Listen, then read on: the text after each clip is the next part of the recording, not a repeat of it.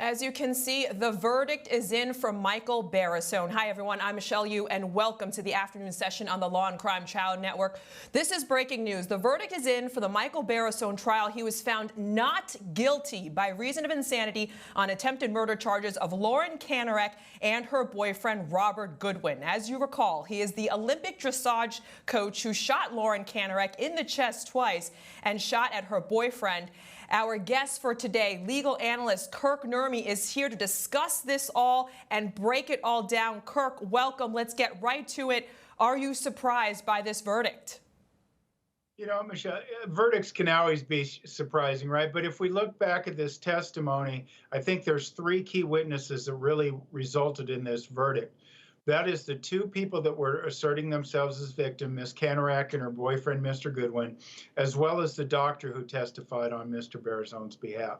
Because if we look back at that testimony, we know that both these alleged victims or people asserting themselves as a victim were putting all these things online about getting Mr. Barisone, about taking down the king and queen, all these kind of cryptic references that were ongoing and toppling his empire and that sort of thing, right? And then we had a doctor that the defense brought in to kind of explain the effect that that had on his mental health, this ongoing abuse, the refusal to leave the property, et cetera. And I think the jury really connected to that story and did not connect to what these asserted victims were selling. And if you look back, to me anyway, there was something very disconnected about what they were trying to sell to the jury, those alleged victims. Now, Kirk, we thought self-defense would be in play here, and it wasn't, but the insanity, was that enough? Yeah, you know, there was a lot of talk and conjecture about these kind of dueling or maybe contrasting defenses because self-defense usually requires a sound mind. And that was one of the things that the not guilty by reason of insanity kind of didn't mesh with well. But I think when they had that doctor up there, going to what I said earlier, when they had that expert up there, he talked about how Mr. Barisone was driven crazy by these people, right? By these messages, by the harassment, by the threats they were doing. So once that testimony came out, you could kind of see how he could be really suspicious of what they were doing and fearing for his life. So that at that end, through that one expert, I think there was enough consistency, at least for the jury to hang on to and say, okay, we get it. He was driven insane at this point in time. He shot them. Well, I can't help but notice when you saw that clip of it being announced, the verdict, I mean, he looked beside himself. He looked insane. And throughout the whole trial, he was painted a picture in the courtroom where he looked disheveled. Was that all enough for the jury to see? Well, I think so, and there was a lot of conjecture, the idea that he was acting this way, right? But I think that would have to be an Oscar-level performance for him to act that way for 8 hours. And we heard the expert in this trial talk about all the different things that Mr. Barisone was doing, not sleeping at night, looking at all the social media posts, doing all that sort of thing, and how he kind of became disheveled.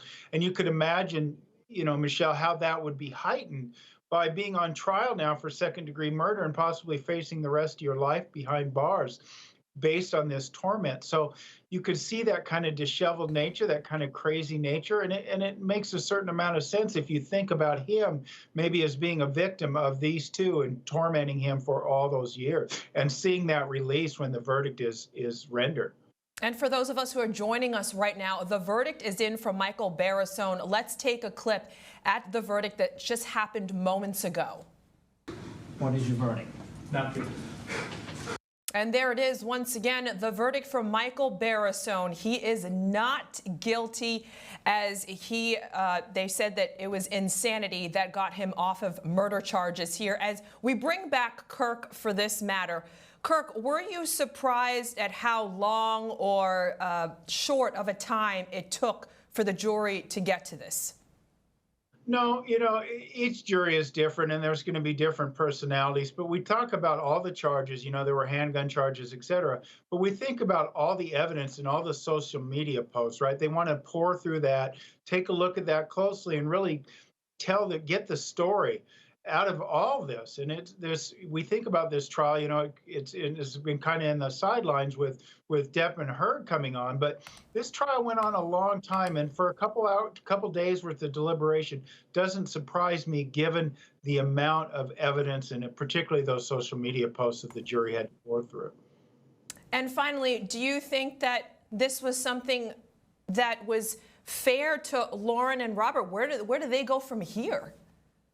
Well, when we talk about this story, and if we believe it consistent with what the jury verdict is, they kind of conflated this. They kind of made this up. And in terms of everything that happened. So, where they go from there, could they try to sue him? Maybe, but they really don't look very good. They don't come across looking very good because we know that the jury sided with Mr. Barisone. And we saw all those social media posts. We saw evidence of harassment. So it doesn't look good for them, if you will. Where they go from there, I don't know. All right, Kirk. Well, thank you so much for your insight really quickly on this. We'll talk about this later.